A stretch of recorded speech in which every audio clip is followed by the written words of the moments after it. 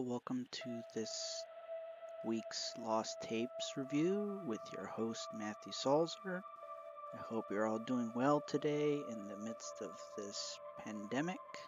This week we're reviewing the episode Monster of Monterey, and in this episode, a journalist named Sharon Novak has been traveling the world, and she's just coming into Monterey Bay, or at least she's getting close. On the way, she gets a distress call from another boat. On the way to the boat, she hits something in the water. She goes underwater, finds some kind of flesh. It was caught up in her propeller. She thinks it's a whale and keeps moving on. As she gets to the other ships, she sees that there's blood splattered on one side. No one around. Tries to call the Coast Guard to radio it in. No luck, and she continues heading on to the coast.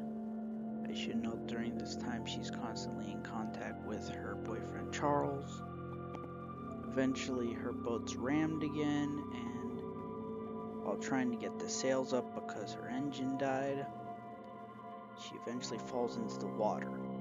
Now she has a lifeline, but because she can't get back up, she tries to cut the line and simply get on the back of the boat. Unfortunately,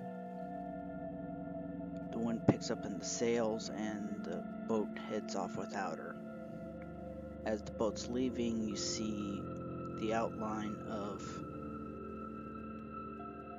the Monterey Bay sea monster, also known as Bobo. From her view, we simply see the boat sailing away, and eventually she goes under. The epilogue says that the Coast Guard did an extensive search and found nothing but her camera.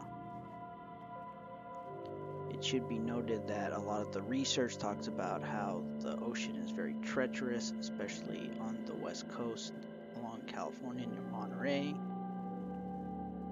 And it also brings up something called the Zuiyomaru carcass, which looked like it could have been a plesiosaur-like animal, and that is what's used as the main picture to justify the existence of the Monterey Bay sea monster. Either way, as usual, it's left a mystery. Thank you very much for watching. Be sure to like, share, and subscribe, and comment down below what you thought of the episode if you went to watch it. Be sure to actually watch it on animalplanet.com. There may also be reruns. As I mentioned before, I hope everyone's doing well during @Matthew Salzer is both my Twitter and my Instagram.